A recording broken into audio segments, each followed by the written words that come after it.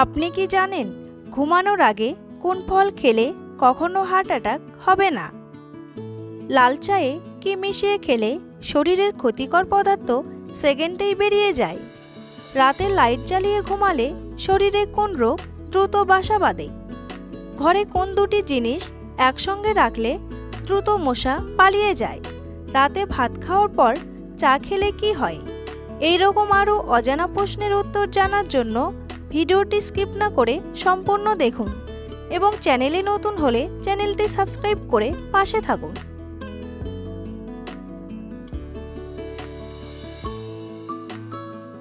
কোন গাছের শিকড় অবিকল মানুষের মতো দেখতে হয়? প্লিজ ফ্লাওয়ার, মানচিনেল গাছ, প্যাথেনিয়াম নাকি রোডোডেনড্রন?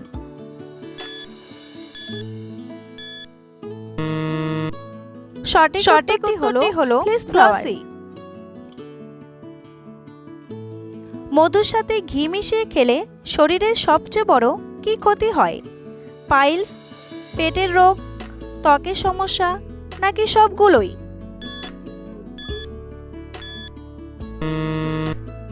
সঠিক উত্তরটি হলো সবগুলোই।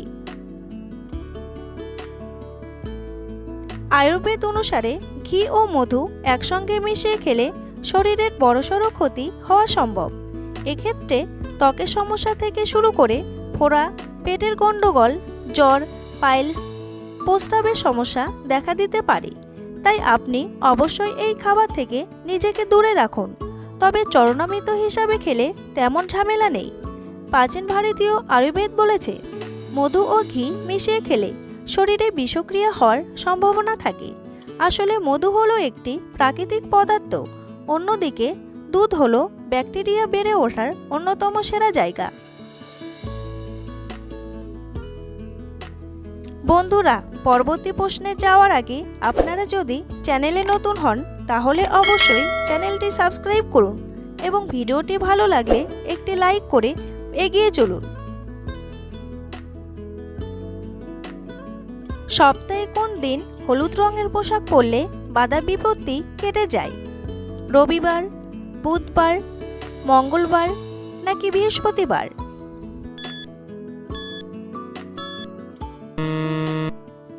সঠিক উত্তরটি হলো বৃহস্পতিবার। বিশ্বের একমাত্র কোন শহর দেখতে অবিকল মানুষের মতো? ওয়াশিংটন, সেঞ্চুরিপ, ঢাকা নাকি ইন্দোর?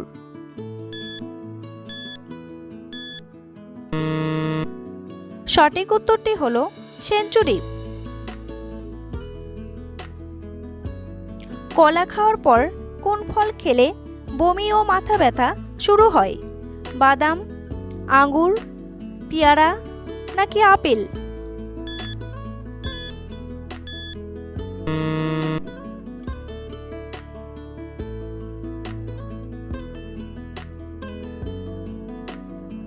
একসঙ্গে পেয়ারা ও কলা খাওয়ার ভুল কখনোই করবেন না।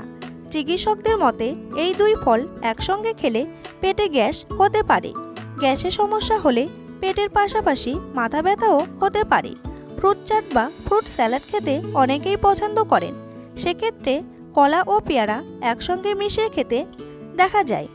আলাদাভাবে এই দুই ফল উপকারী হলেও একসঙ্গে মেশালেই পড়বেন ক্ষতির মুখে, কারণ এই দুই খাবার একসঙ্গে মিশিয়ে খাওয়া শরীরের জন্য ক্ষতিকর। পেয়ারা ও কলা একসঙ্গে খেলে হতে পারে বমি, মাথা ব্যথা, পেট ফাঁপার মতো সমস্যা।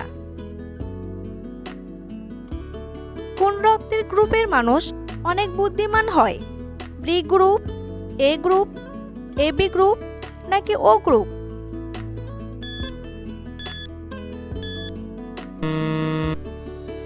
সঠিক উত্তরটি হলো বি গ্রুপ।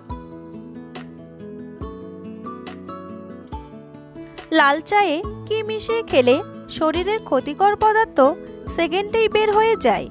মধু, চ্যবনপ্রাশ, হলুদ নাকি সোডা?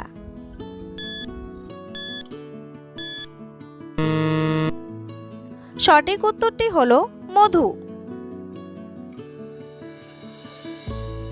আসলে চায়ে রয়েছে পর্যাপ্ত পরিমাণে অ্যান্টিঅক্সিডেন্ট।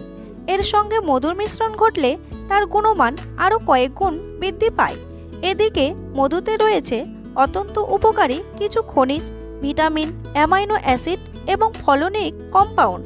এই সকল উপাদান একত্রে মিলে শরীরকে বিভিন্ন সমস্যা থেকে রক্ষা করে। তাই আর দেরি না করে বরং মধু চায়ের গুণের দিকে নজর ফেরানো যাক। গবেষণা থেকে জানা যায় মধুতে এমজিও নামক একটি উপাদান উপস্থিত রয়েছে। এই উপাদান কিন্তু ব্যাকটেরিয়া নাশে বিশেষ ভূমিকা পালন করে। সপ্তাহে 2 দিন কি খেলে রক্ত একেবারে পরিষ্কার হয়? বেগুন, করলা, পুঁই শাক নাকি এলাচ?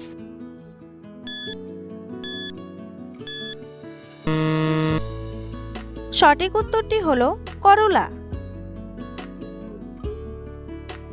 মহাকাশে ভারতের মোট কয়টি স্যাটেলাইট আছে? 118টি, 128টি, 108টি নাকি 138টি? সঠিক উত্তরটি হলো 118টি। রাতে ভাত খাওয়ার পর চা খেলে কি হয়? মেদ কমে, হজমের সমস্যা হয়, ঘুম ভালো হয় নাকি মস্তিষ্ক সক্রিয় হয়?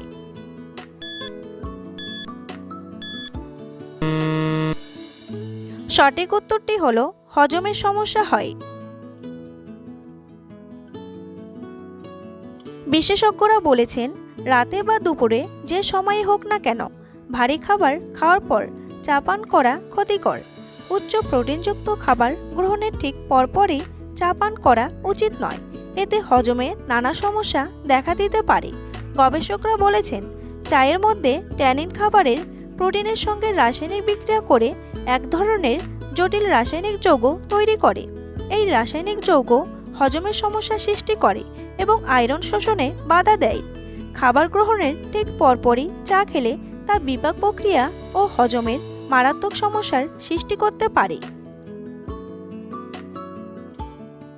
রাতে লাইট জ্বালিয়ে ঘুমালে শরীরে কোন রোগ দ্রুত বাসা বাঁধে? হৃদরোগ, উচ্চ রক্তচাপ, কিডনি ড্যামেজ নাকি প্লেগ রোগ?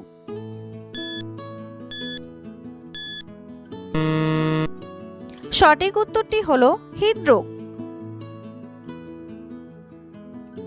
ঘুমানোর আগে কোন ফল খেলে কখনো ঘুমের মধ্যে হার্ট অ্যাটাক হবে না?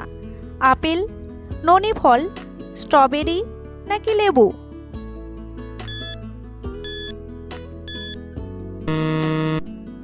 সঠিক উত্তরটি হলো ননি ফল। বর্তমানে হার্ট অ্যাটাকে আক্রান্ত হওয়ার মতো সমস্যা বেশি দেখা যাচ্ছে। ননি ফল হৃদরোগের ঝুঁকি কমায়। এই প্রাকৃতিক টনিকের মতো নিয়মিত খেলে কার্ডিওভাস্কুলার রোগ থেকে মুক্তি পেতে পারেন। ননি ফলে প্রচুর পরিমাণে ভিটামিন সি রয়েছে। এই পুষ্টিগুণের মাধ্যমে রোগ প্রতিরোধ ক্ষমতা বাড়িয়ে তোলে। এই নির্যাসের কয়েক ফোঁটা রোগ ও সংক্রমণ থেকে রক্ষা করতে পারে। এর ফলে স্ট্যামিনা ও সহনশীলতা বাড়ে। ননির জুস খেলে শরীর থেকে অতিরিক্ত চর্বি ঝরাতেও সাহায্য করে। এর জেরে মেটাবলিজম বাড়ে ও ওজন নিয়ন্ত্রণে থাকে। খালি পেটে পেঁয়াজের রস পান করলে কি হয়? ওজন কমে, হাড় মজবুত হয়, রক্ত পরিষ্কার হয় নাকি শক্তি বাড়ে?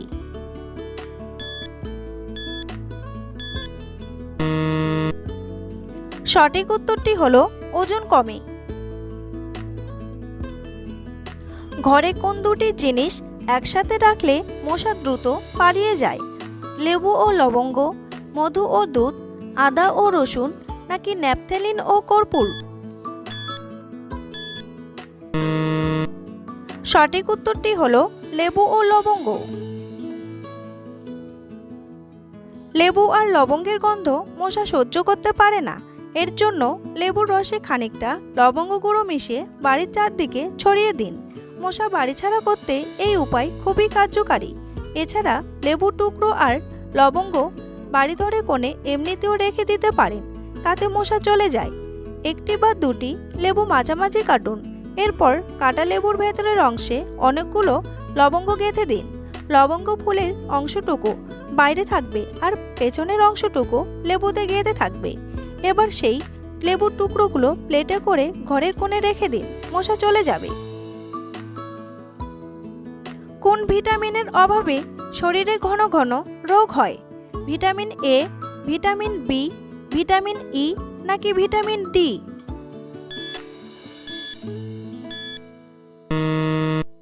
সঠিক উত্তরটি হলো ভিটামিন ডি।